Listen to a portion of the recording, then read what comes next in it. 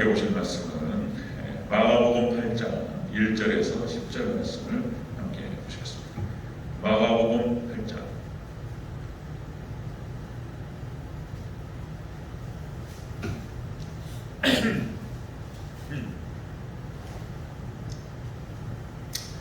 마가복음 8장 1절에서 10절까지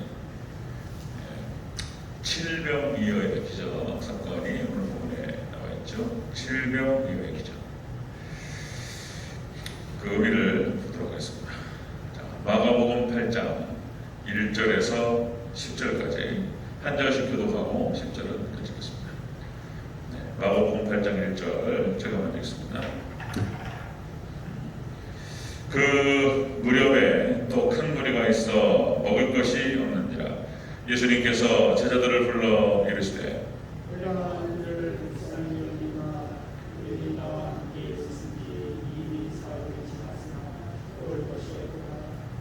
만일 내가 그들을 굶겨 집으로 보내면 길에서 기진하리라. 그 중에는 멀리서 온 사람들도 있느니라.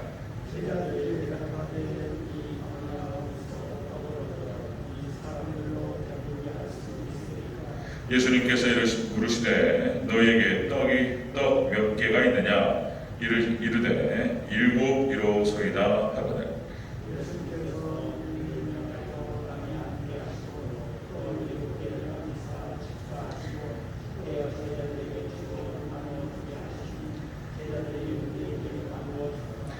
또 작은 생선 2마리가 있는지라. 이에 축복하시고 명하사 이것도 나누어 주게 하시니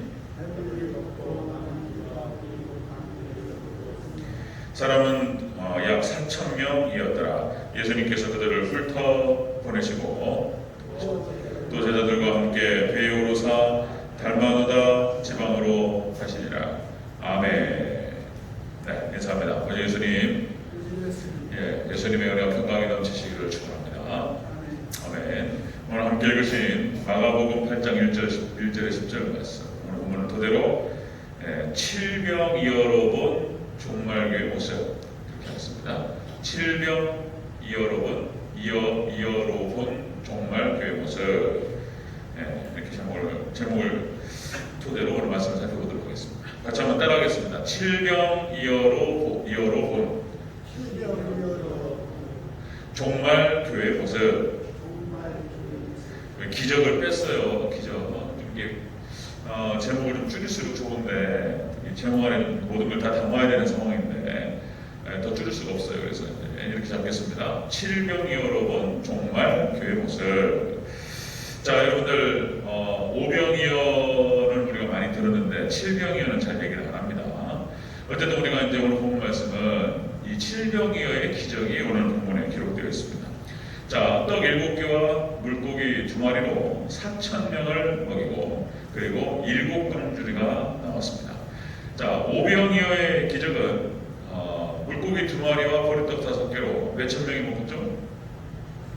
5,000명이 먹고 몇 광주리 남죠? 12광주리가 남습니다. 이 오병이어와 칠병이어를 잘 들여다보면 많은 차이가 있습니다. 아주 세세하게 우리가 그냥 훅 훑어보고 지나가서 그렇지 여기에 깊은 의미가 있어요. 이게 아주 기가 막힌 이야기인데, 자, 오병이어는 이 오자는 이제 오순절, 그러니까 이제 성령수입니다. 성령수. 그래서 초대교회가 생성되는 초림 예수님의 사역을 상징적으로 보여주고, 그리고 칠병이어는 이게 이제 칠자가 완전수입니다. 완전수. 그리고 7광주리가 남습니다. 이거는 무엇을 의미하냐면 재림 예수님을 상징적으로 보여준다는 것입니다. 자, 오병이어의 기적은 당시에 푸른 풀밭에서 먹었습니다. 푸른 풀밭. 그러니까 이제 이게 추수기를 말하는 것이고요. 추수기. 아니. 푸른 풀밭. 그러니까 이제 교회가 설립되는 걸 말합니다. 교회가 설립되는 시기. 12광주리가 나왔다라고 하는 것은 교회 수를 말하는 것이고요. 자, 그 다음에 칠병이어는 땅에 앉아서 먹습니다. 땅에 앉아 먹고, 이것은 자, 남은 것도 7광주리이기 때문에 이걸 재림을 상징적으로 보여주고 있다는 것입니다.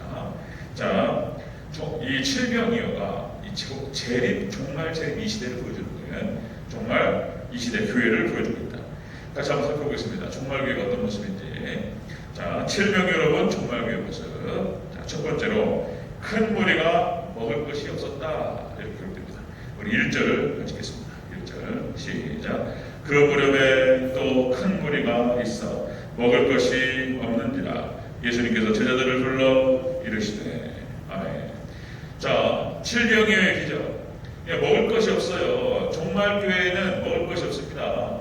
그러니까 여기서 이제 이 무리라고 표현했을 때 무리 4,000명이 남자만 장자만 4,000명이니까요. 여기서 무리라고 했을 때 이 원어 뜻이 뭔 뜻이냐면 무리, 그 다음에 다수 이런 뜻이 있는데요. 또 어떤 뜻이냐면 오합지졸 이런 뜻입니다. 오합지졸, 폭군, 폭도 이게 좀 재밌어요. 그러니까 오합지졸이라는 뜻이 있고 폭도라는 뜻이 있는데, 그러니까 이게 무슨 말이냐면 마지막 종말교회에 말씀이 없다는 것을 말하는 것입니다. 말씀이 꼴이 없고 말씀이 타락하는 모습을 상징적으로 보여주는데요. 말씀이 타락하니까 어떤 일이 벌어지냐면 영혼들이 이제 굶주리는 거예요. 그러다 보니까 자, 오합지졸이 됐다. 하나님의 영적인 군사들이 어떻게 됩니까? 잘 먹고 무장을 해야지 잘 싸울 텐데 오합지졸이 되었다. 오합지졸에 대해서 한 단계 더 나아가서는 이제 폭도가 됩니다. 말씀을 음모하니까 어떻게 됩니까? 먹을 걸 줘야지. 아무리 군인이라도 먹을 걸 주고 잘 입히고 월급도 잘 주고 지금 처우가 좋아야지 특공부도 잘할 거 아니에요. 그러니까 지금 이게 먹을 게 없다 보니까 이게 폭도로 변합니다. 어린 아이들도 엄마가 젖을 잘 줘야지, 신령한 젖이죠.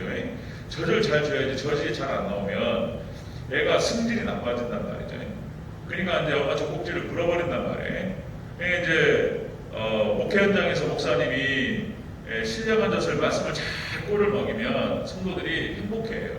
그리고 기분 좋아요. 그러니까 이제 애기도 젖을 잔뜩 먹고 기분 좋아가지고 잔단 말이에요. 편안하게 잘 놀고 엄마 보고 빠꾸빠꾸 웃고 똑같아요. 원리가 똑같습니다. 젖이 안 나오면 짜증나니까 물어버린단 말이에요. 그러니까 이제 목사님을 통해 가지고 막 말씀이 은혜가 되고 막 말씀이 신령한 젖들이 막 나오면 잘 먹고 잘 자고 잘 놀고 그리고 얼굴 보고 빠꾸빠꾸 웃고 막 이런단 말이에요. 원리가 똑같습니다. 자, 그런데 마지막 종말 때는 말씀이 타락합니다.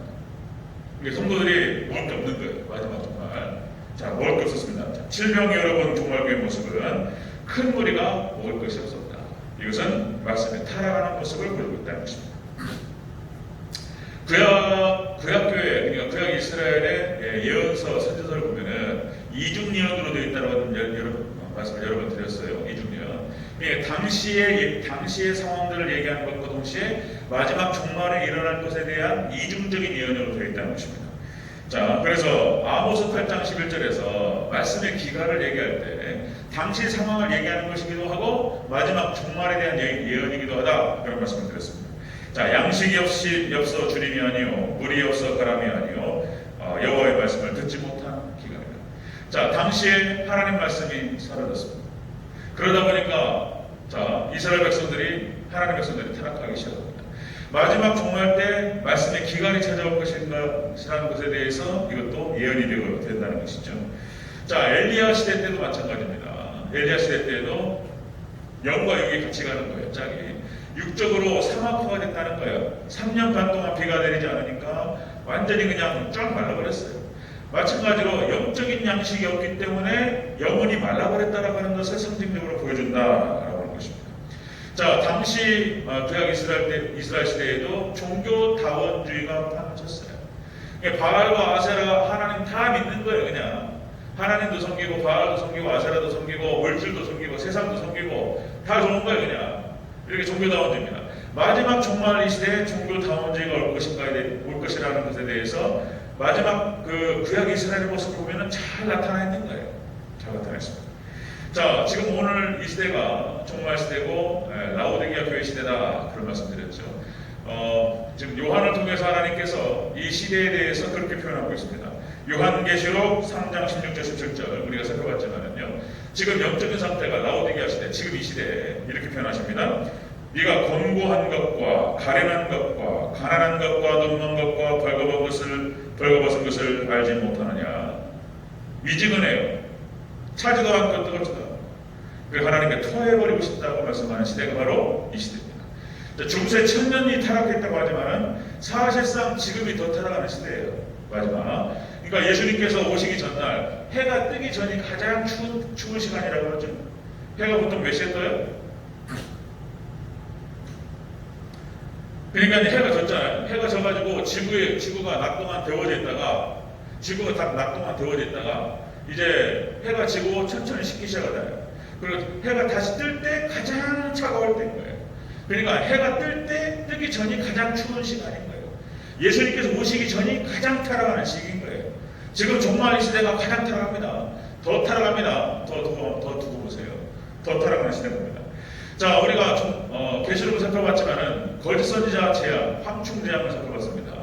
황충 재앙을 3번으로 나눴는데 2번은 다 멈추고 지금 로마로 가게 되는데, 자, 황충 재앙이 거짓 선지자예요. 거짓 선지자. 영혼을 갉아먹습니다. 영혼을 갉아먹는 그런 시대에 지금 거짓 선지자가 판을 쳐요. 전 세계적으로 종교 다원주의자들 엉망진창. 지금 뭐 한국교회만 좀 남아있는 거예요. 한국교회만. 그러니까 또다시 말씀드리면 우리 총신 나와가지고 MDB 나와가지고 외국 유학을 가잖아요. 그러면요 거의 다가 자유주의입니다. 자유주의. 박사학위 받아오면요 요새는 외국 나가, 물론 미국이라든지 조금 정통교회가 정통신학교가 있긴 있어요. 그런데 외국 나가서 학위 받아오면 아주 어려워요. 만만치 않습니다. 어려운 시대입니다 지금. 자, 여러분들, 그래서 제가 이제 20세기 신학, 현대 신학 말씀을 많이 드렸어요. 이것이 마지막 이렇게 종말 시대에 맞물린다는 거예요. 신학이 타락하고 말씀이 타락하고 지금은 설교가 타락하는 시대가 왔어요. 말씀의 기간이에요. 그래서 여러분들 잘 들어보셔야 돼요. 기독교 방송이라든지 잘 들어보셔야 되는데, 자, 설교가 타락해가지고 한번 말씀을 드렸지만은 이 귀납법 설교 아주 나쁜 거예요, 이것이.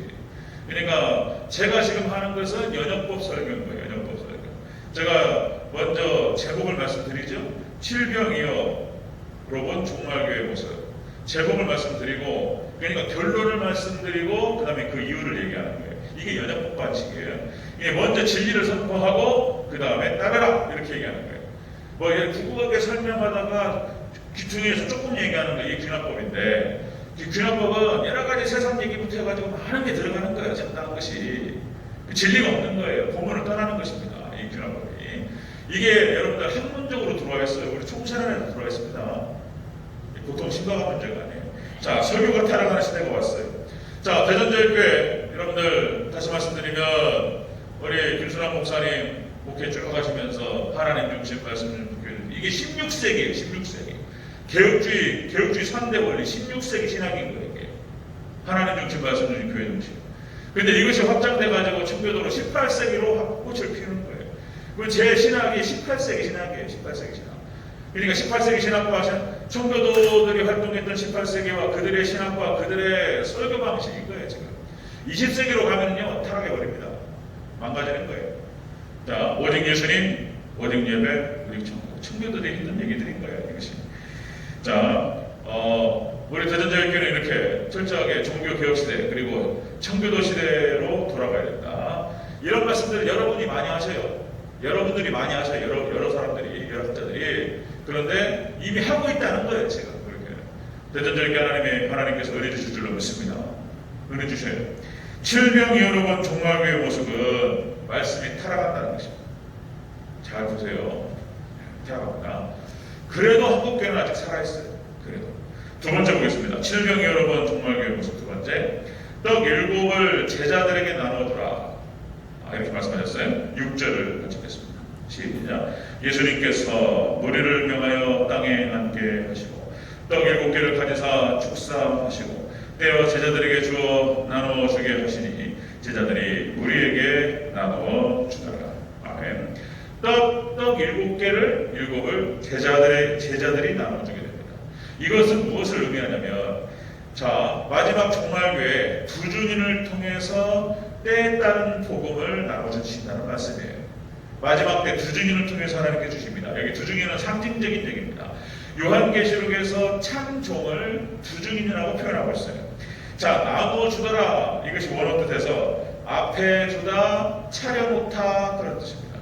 그러니까 마지막 참 교회, 해 입은 여자, 하나님께서 지키시고 보호하시는 성도들, 특별히 하나님 택하신 백성들, 그러니까 남은 자들이죠. 이 시대의 남은 자들, 이들에게 하나님께서는 말씀을 허락하시는데 뭐라고 말씀하시냐면은 차려주셔요. 앞에 두십니다. 잘 먹을 수 있도록. 여러분 이 축복 있으시기를 주의 이름으로 축원합니다. 하나님이 앞에다 차려주시고 앞에다 딱 두셔요. 바로 먹을 수 있도록 두준이를 통해 가지고 하나님 주신다는 거예요. 이게 참 이 복이 있는 거예요, 이것이. 자, 여러분들 이 두중이, 자, 여러분 신명기에서는 이 두중이를 뭐라고 표현하냐면 신명기 19장 19절. 그러니까 어떤 사건에 대해서 증인이 되고 증거를 하는데 한 사람의 증인만 쓰면 안 된다는 거예요. 그 법정에서 두 증인은 있어야 된다는 거예요, 최소한. 두 증인이나 세 증인 이렇게 표현하는데요. 자, 신명기 19장 15절. 사람의 모든 악에 관하여 또한 모든 죄에 관하여는 한 증인으로만 정할 것이 아니요 두 증인의 입으로나 또는 세 증인의 입으로 그 사건을 확정할 것이며. 그러니까 두 증인은 있어야 돼요. 그래서 반드시 어떤 진리와 어떤 상황들을 얘기할 때 두 사람이 같이 있어야 돼요. 똑같은 말을 맞춰야지 이게 증인이 되는 것입니다. 성경에서 말하는 겁니다. 자, 보세요. 가나안 정탐을 12명이 갔습니다. 그런데 거기에 10명은 다 부정적인 보고를 했고 두 사람만 딱 긍정적인 보고를 합니다. 만약에 여기서 여호수아 갈렙 둘 중에 한 사람만 만약에 우리는 들어갈 수 있다. 11명이 부정적인 얘기를 했다면 그 한 사람은 이상한 사람이 되는 거예요. 그런데 여호수아 갈렙이 믿음으로 두 증인이에요. 여호수아 갈렙이 우리는 들어갈 수 있다. 믿음의 보고를 했다는 거예요. 이게 두 증인이에요. 여호수아 갈렙이.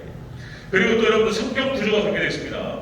여러분 구약 성경 옛 언약과 신약 성경 새 언약 이 두 가지가 두 증인인 거예요. 그렇게 볼 수도 있는 거예요. 그래서 이것을 두 개를 짝을 맞춰야지 계시가 명확해집니다. 우리가 지금 레위기서 구약의 성경들을 보고 있는데 예수님과 짝을 맞춰야지 레위기서의 제사법부터 해가지고 모든 것이 선명하게 드러나는 거예요. 레위기만 얘기하면 그러니까 구약 시대 때 제사법을 얘기했을 때 왜 그렇게 하라고 하는지 왜 한 두 마리의 새를 가져오라고 하며 여러분들 우리가 지금 이제 레위기 살펴가면서 지금 나병을 치유할 때 어떻게 해야 되느냐 나병을 치유한 사람을 갖다 정하게 할 때 어떤 방식이 있습니다. 그러면 두 마리의 어떤 새를 가지고 와가지고 뭐 백향목을 가져가지고 홍색새를 가지고 여러 가지 뭐 얘기가 나와요. 그런데 그 중에 한 마리는 잡아요. 한 마리는 죽이고 한 마리는 날려보내라 이렇게 한단 말이에요. 그럼 왜 한 마리는 잡고 한 마리는 날려보내야 되는 것인지 왜 백향목을 가져오고 막 복잡하단 말이에요. 예수님과 짝을 맞추면 정확합니다. 한 마리를 잡는 것은 예수님의 초림 예수님의 십자가 대속을 상징합니다. 한 마리 날려보내는 것은 그것은 예수님께서 재림을 통해서 우리가 천국으로 날아간다라고 하는 것을 상징적으로 보여줍니다.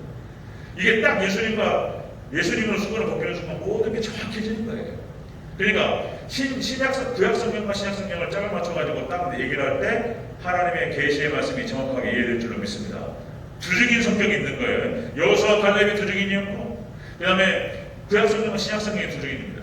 또 하나만 더 말씀드리면 성경의 특별음성과 자연이라고 하는 그러니까 성경이라고 하는 특별음성과 자연이라고 하는 일반음성 세계를 두 개를 딱 맞추면 또 하나 딱 들려요. 일반음성 특별음성 세계와 일반음성 세계가 두 가지가 같이 짝을 맞추면서 하나님의 세계가 정확히 들어갑니다. 두 증인이에요. 두 증인. 자, 여러분들 요한계시록 11장 3절 요한계시록 11장 3절 이렇게 얘기하죠. 자, 내가 나의 두 증인에게 권세를 주리니 그들이 굵은 베옷을 입고 1260일을 예언하리라. 마지막 이 두 증인을 요한계시록에서 그대로 그 말을 갖다 써요. 마지막 참정 두 증인을 통해서 계시가 드러나고 하나님의 택하신 백성들을 지키고 보호할 줄로 믿습니다. 이 은혜가 있으시길 주의 이름으로 축원합니다. 아멘. 자, 보세요. 자, 칠병이여로군 종말교회 모습. 마지막 때는 말씀이 타락해요. 그런데 하나님이 택하신 백성 참정을 통해서 두 증인을 통해서 참교회는 인도합니다. 하나님께서. 자, 여러분들 여러 번 말씀드렸지만은 마지막 종말 때 자, 마태복음 20장 여러분들 포도원 품꾼 비유에서 나타나는 11시 품꾼 11시 품꾼이 한국이라고 말씀드렸습니다. 자, 여러분들 창세기 10장 21절 25절 30절에 에벨의 두 아들 벨렉과 욕단, 벨렉에서부터 아브라함이 나오고, 그리고 욕단으로부터 이제 동방으로 가가지고 이제 쭉 기록이 되죠. 스발로 가서 동쪽으로 갔다. 그래가지고 천산산맥을 넘어가지고 여기 이제 욕단이 나타나는 거예요. 욕단 마지막 이 욕단이 바로 욕단의 후손이 한국이라고 하는 사실에 대해서 만년의 역사가 증명한다 그런 말씀드렸죠. 그래서 이스라엘과 한국은 형제다 그런 말씀을 드렸습니다. 벨렉과 욕단은 형제입니다. 현재 너무나 비슷한 게 많아서 한국의 삼국사를 보면은 정확하게 드러나요. 놀랍습니다. 놀라워요. 여러분들 1948년 이스라엘이 독립할 때 1948년 5월 14일에 독립합니다. 우리 한국은 그보다 3개월 뒤에 독립합니다. 1948년 8월 15일 1945년 8월 15일에 독립을 하지만 3년 후에 대한민국을 세운 날짜가 1948년 8월 15일. 그러니까 이스라엘의 독립과 3개월 차이 나는 거예요. 형과 동생이 같은 시기에 독립을 합니다. 이런 것들. 우리나라 국가가 무궁화라고 그랬잖아요. 그것이 이스라엘은 샤론의 꽃이 무궁한 거예요. 그런 것들. 우리나라가 동의적이라고 표현합니다. 활을 쏘죠? 활을 쏩니다. 우리나라가 활 쏘기는요 세계 최고예요. 한국이. 이 한국어 이거 안 놓칩니다. 우리나라가 동의적인 거예요. 동의적인 활 쏘는 국가를 말하는 거예요. 활 쏘는 국가. 그러니까 우리나라 뿌리 깊게 활을 쐈던 그런 민족이었던 거예요. 놀랍습니다. 이런 것들 하나씩 너무나 많이 떨어진다. 마지막 때 여러분들 하나님께서 지금 한국의 위상을 높이시는 이유가 마지막 이제 정말 재림 사역을 준비하고 그것을 이제 마치 예수님 오시기 전에 세례 요한이 그 길을 예비했던 것처럼 한국을 통해서 하나님께서 역사하신다. 뭐 너무나 많은 증거가 나타나고요. 자, 그래서 제가 긍정적인 얘기를 많이 한단 말이에요. 우리 대전교회 하나님께 축복하실 것 같다. 그리고 지금 재개발건이 있고 3지구, 4지구 나타나고 지금 우리 2지구가 잘 될 것인가 어떻게 될 것인가 막 그러는데 긍정적인 얘기를 하는 이유는 이런 얘기를 가지고 이런 토대를 가지고 말씀드리는 거예요. 성경적인 토대와 신학적인 토대를 가지고 그런 관점에서 말씀을 드리는 거예요. 그러니까 마지막 때는 한국 시대입니다. 자, 그리고 하나님께 뭐라고 말씀하셨냐면 예수님께서 마태복음 24장이요. 마태복음 24장이 징조를 말하는 건데요. 이렇게 말씀하세요. 꼴을 가지고 있는 자에게 하나님께서 내 집을 맡긴다고 말씀하셨어요. 그렇게 말씀하셨어요. 여러분 마태복음 24장이 징조예요. 예수님 오실 때 일어나는 일입니다. 마태복음 24장 45절에서 이렇게 말씀하십니다. 충성되고 지혜 있는 종이 되어 주인에게 그 집 사람을 맡아서 때를 따라 양식을 나눌 자가 누구냐. 때를 따른 양식을 그 집 사람들에게 나눌 자. 꼴을 예수님의 양에게 줄 자가 누구냐 말이에요. 이 사람에게 47절에서 주인이 그의 모든 소유를 그에게 맡기리라. 이렇게 말씀하셨어요. 그러니까 우리 대전제일교회가 저를 중심으로 해서 꼴이 준비되고 마지막에 때에 따른 양식이 준비되면 하나님께서 모든 소유를 맡긴다고 말씀하셨어요. 제가 여러분들한테 제가 막 얘기했는데 준비가 되어 있는 거예요. 제가 하여튼 지켜보시고요. 그러니까 청교도 신학 계통부터 해가지고 그러니까 그 정통신학에 대한 준비와 그 다음에 요한계시록부터 해가지고 종말론에 대한 재림에 대한 꼴이 준비가 되어 있는 거예요. 그래서 긍정적으로 보는 것입니다. 하나님께서 이거 틀림없는 얘기다. 딱 봤을 때 저는 다시 말씀드리면 성경적이고 신학적인 관점으로 봅니다. 그래서 이건 온다 이렇게 보는 거예요. 또 기도하면서 지켜볼 일이 좀 또 하나님이 다른 뜻이 있는지 모르겠지만 하나님께서 우리 대전제일교회 귀하게 축복하실 줄로 믿습니다. 여러분들 말씀 붙들고 기도하시기를 축원합니다. 소망이 있어요. 다시 말씀드리면 성경적 관점에서 보는 거예요. 틀림없는 얘기인 거예요. 하나님께서 그렇게 역사하지 않아요. 분명히 하나님께서 계획이 있어가지고 주시는 거예요. 역사하시는 거예요. 자, 칠병 여러분 종말교의 모습. 첫 번째로 종말의 말씀이 타락합니다. 그리고 두 번째, 그러나 부주의를 통해서 때에 따른 양식을 주셔요. 참 교회에게. 그리고 철저히 믿음으로 지키려고 하는, 믿음 지켜서 하나님께 나아가려고 하는 그런 성도들에게는 말씀의 꼴을 주십니다. 아멘. 부주의를 통해서 인도하세요.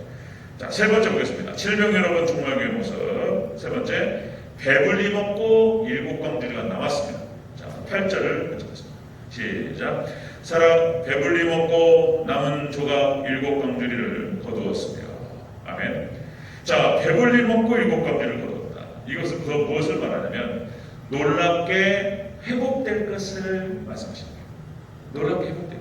마지막 종말교회가 타락을 하고 너무 어렵습니다. 말씀에 기근이 오고 어려운데, 자, 여러분들 참교회 해븐 여자는 회복됩니다. 믿습니까? 놀랍게 회복돼요. 먹고 남아요. 먹고 남습니다. 이건 하나님 말씀이에요. 이 거두었다라고 하는 것은 어느 뜻이 높이다, 나르다 그런 뜻이에요. 그러니까 마지막 때 남은 자로서 이 믿음을 지키며 오직 예수 그리스도를 믿는 믿음 안에서 나아가는 자들을 하나님께서 꼴을 주셔가지고 높여 올리셔요. 그리고 그들을 나르십니다. 네, 그들을 인도해가지고 새하늘과 새 땅으로 우리를 인도하실 줄로 믿습니다. 그 얘기가 바로 칠병이어 얘기인 거예요. 이것이. 자, 올라가요. 그래서 지금 로마서 5장, 6장, 7장 제가 쭉 살펴갈 거예요. 8장.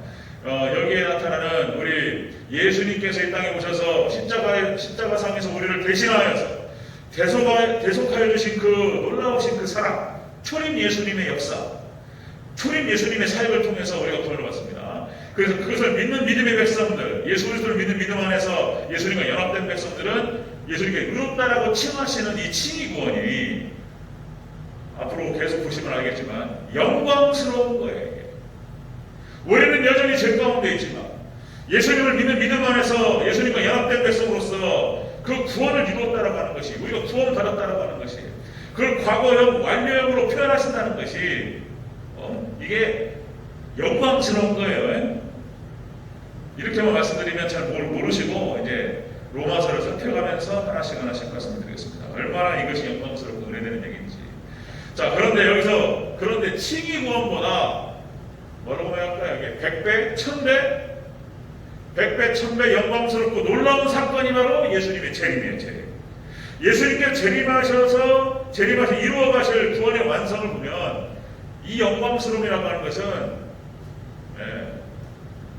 칭의보다 이건 이제 끝나버리는 거예요. 이제 영원롭게 되는 거예요, 진짜. 우리가 여러분들 부흥의 시대 대전제일교회 80년대, 70년대, 80년대 저는 잘 모르지만 그때 분위기가 비슷했으리라고 보고, 제가 다녔던 교회도 그때는 재밌었어요. 80년대 교회가 재밌던 시대예요. 학생회가 200명이 남았어요. 저희 교회도 그 큰 교회는 아니에요. 이만해 진짜. 저희 교회 분당 이만했어요. 그리고 2층이 있었고 그 다음에 밑으로 해가지고 좀 이렇게 비슷해요. 진짜 사이즈가 이 대전제일교회하고 제 모교회하고. 그때 학생회가 200명이었다니까요. 학생회 중고등부가 얼마나 재밌었는지.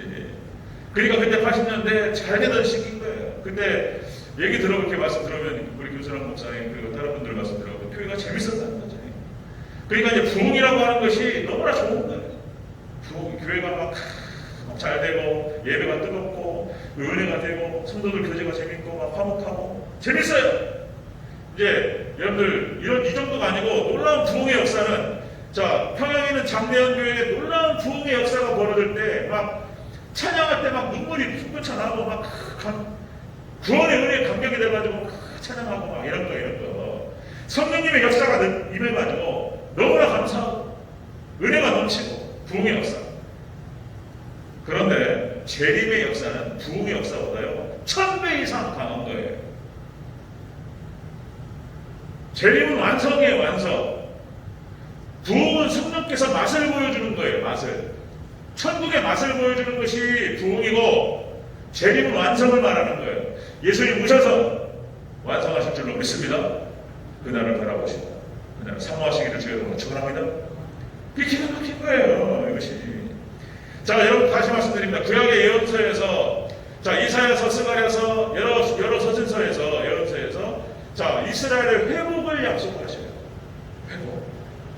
자, 타락해가지고 끌려갈 것이다. 그런데 그들을 다시 하나님께서 회복시킬 것이다. 이 약속이 너무나 많아서 다 읽을 수는 없고 몇 군데만. 여러분들 이사야서 61장 4절 7절에서, 이사야서 61장 4절 7절에서 이스라엘의 회복의 역사를 갖다가 말씀하십니다. 자, 무너져 있는 것들을 다시 세우리라. 그 다음에 두 번째, 너희에게 영원한 기쁨이 있으리라. 아멘. 이게 마지막 종말 때 참교회가 만날 그 기쁨을 말하는 거예요. 영원한 기쁨이 있으리라.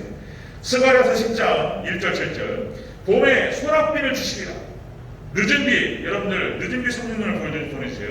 그리고 이스라엘이 돌아오리라. 그렇게 말씀하셨어요. 그 다음에 여러분들 이렇게 말씀하십니다. 이스라엘이 여호와로 말미암아 즐거워하리라. 아멘. 마지막에 예수님 재림하셔서 우리 교회를 회복시키시고 그리고 하나님의 백성들을 돌아오게 하시고 그리고 그들 완성 구원으로 들어가는 거예요. 이렇게 말씀하시는 거예요. 자, 예전에는 그랬습니다. 저도 잘 모를 때에는 한국교회 모습을 보면서 한때는 그랬어요. 한때는 굉장히 비관적이었어요. 굉장히 비관적이었어요. 그러니까 저도 이제 모태신앙으로 교회에서 자랐잖아요. 그리고 신학을 갖다가 학부터부터 했기 때문에 제 선배, 동기, 후배 다 사역을 하는 사람들이에요. 제 주변에 동기 선후배들 해가지고 얼마나 많습니까? 전도사님들, 목사님들 얼마나 많아요. 그럼 그들 가끔씩 만나가지고 듣는 얘기들 얼마나 많아요. 또 제가 겪는 얘기들이 얼마나 많냔 말이에요. 한국교회 모습을 보니까 너무나 마음이 아프고 답답했어요. 비관적이었어요. 정말 비관적이에요. 과연 이렇게 표현했습니다. 제가 과연 한국교회는 희망이 있는가? 희망이 없어 보였어요. 너무나 가슴이 아프고 제가 이 자리에서 다 말할 수가 없어요. 교회에서 벌어지는 일들에 대해서 제가 여러분 옆에서 듣는 얘기만 들어도 얼마나 슬픈 얘기가 많은지 과연 한국교회는 희망이 있는가? 뭐 이랬습니다. 그리고 또 이제 여러분들 뭐 최근에 4차 산업혁명을 통해 가지고 지금 우리 앞에 들려주는 얘기들, 우리가 보고 있는 얘기들, 지금 코로나 상황들이 벌어지기 시작하고 그리고 무슨 뭐 AI 인공지능이 어떻고 로봇이 발달하는데 뭐 일자리는 사라져갈 것이고 그리고 뭐 싱귤레리티가 뭐 어떤데 특이점이 옵니다. 그래가지고 지금 미래학자들이 뭐라고 표현하냐면 2045년을 얘기하는데 그것이 지금 코로나로 인해서 5년, 10년이 앞당겨졌다고 얘기해요. 5년, 10년이. 2045년을 싱귤레리티 변곡점, 특이점을 얘기하는 거예요. 지금 그러니까 미래학자들이 뭐라고 표현하냐면 이 변곡점, 특이점을 지나면은 예측이 불가능하네요. 앞으로 어떤 세계가 펼쳐질지에 대해서 망해버릴 것인지. 그러니까 인공지능이 인간을 넘어서는 포인트를 말하는 거예요. 인공지능이 인간을 넘어섰을 때 어떤 일이 벌어질 것인가? 아마 인간들을 갖다가 닭장에 사람들을 갖다가 인공지능 로봇가 지배를 해가지고 닭장에다 싹 가둬놓고 닭장 같은 데서 이렇게 조르고 죽이고 어쩌고 막 이런 일이 벌어질 수도 있다. 비관적인 학자들도 많고. 네, 들리는 소리가 무슨 뭐 AI가 어떻고 뭐 4차 산업혁명이 어떤데 뭐 비관적인 어떤 그런 얘기들만 들려오고 그 다음에 뭐 기후가 뭐 어떻게 가지고 온난화로 해가지고 우리나라가 많이 전 세계적으로 얼마나 어렵고 막 이런 얘기만 들린단 말이에요. 그러니까 신학적으로 보고 교회의 형편을 봤을 때도 비관적이고 그랬었는데 제가 드리고자 하는 말씀은 계시록과 종말론 말씀들이 열려지기 시작하고 이걸 깨달아지기 시작하면서 여러분들 이 모든 것이 다 징조입니다. 징조. 4차 산업혁명도 다 징조예요. 예수님께서 이제 오실 날이 얼마 안 남았다라고 하는 징조예요. 그리고 낙관적이고 희망적인 것이 뭐냐면 이제 하나님께서 예수님께서 회복하실 것입니다. 아멘. 그 약속이 구약에 그리고 요한계시록에 얼마나 많이 적혀있는지 이것들을 몰랐을 때에는 비관적이었는데 아니에요. 낙관적이에요. 하나님 믿는 사람들한테는 아주 희망적이에요. 여러분들 마음에 소망과 희망을 품으시기를 주의 이름으로 축원합니다. 희망적이에요. 기가 막힙니다. 자, 말씀 정리하겠습니다. 예수님께서 오셔가지고 십자가 대속을 통해서 이루신 놀라우신 구원의 역사. 그래서 그 예수님을 믿는 믿음 안에서 예수님과 연합됨으로 말미암아서 우리가 구원받아 버렸어요. 여기에 대한 깨달음이 얼마나 깊어야 되는지. 네? 앞으로 그런 말씀을 드리겠지만 여러분들 아무리 이 땅이 힘들어도 아니 영생을 얻었고 구원을 받았는데 무너질 일은 없는 거예요. 우리가 마음이 무너지고 막 고통스럽고 막 비관하고 그럴 일은 없는 거예요. 우리가 구원을 받았는데 믿습니까? 비관하고 막 그냥 막 자살하고 이거는 예수님 모르는 사람들인 거예요. 이건 예수님 모르는 사람들, 예수님 안 믿는 사람들인 거예요. 예수님을 제대로 알았고 예수님 제대로 믿었고 그 다음에 가장 기본적인 이야기들 로마서에 기록되어 있는 그 복음이라고 하는 것이 무엇이고 예수님과 연합된 사람이 어떤 복을 받는지에 대해서 조금이나마 알았다면 기권하지 않습니다. 아멘. 자, 그 다음에 앞으로 예수님께서 재림하셔서 이루게 되실 놀라운 구원의 역사를 조금이나마 안다면 예수님께서 다 정리하시고 우리 믿음의 백성들을 들어서 여러분들 새하늘과 새 땅으로 옮기실 줄로 믿습니다. 그 약속이 뚜렷하게 있다는 거예요. 그래서 성경 전체가 그걸 얘기하고 있습니다. 아주 좋아요. 낙관적이에요. 자, 칠병이 여러분 종말의 모습은 그렇습니다. 자, 첫 번째가 큰 무리가 먹을 게 없어요. 말씀이 타락합니다. 두 번째, 그러나 주중인을 통해서 창교에 남은 자들은 먹이십니다. 먹이세요. 제자들을 통해서 또 7개로 먹이십니다. 그리고 세 번째, 남아요 먹이십니다. 배불리 먹고 남습니다. 아멘. 7금주가 남아요. 아주 기가 막히게 좋은 거예요. 하는 것은 여러분들 믿음으로 칠병이어가 그걸 얘기해주고 있습니다. 그 믿음으로 주님만 바라보시고 여러분들 소망하시기를 주여 축원합니다. 아멘. 기도하겠습니다.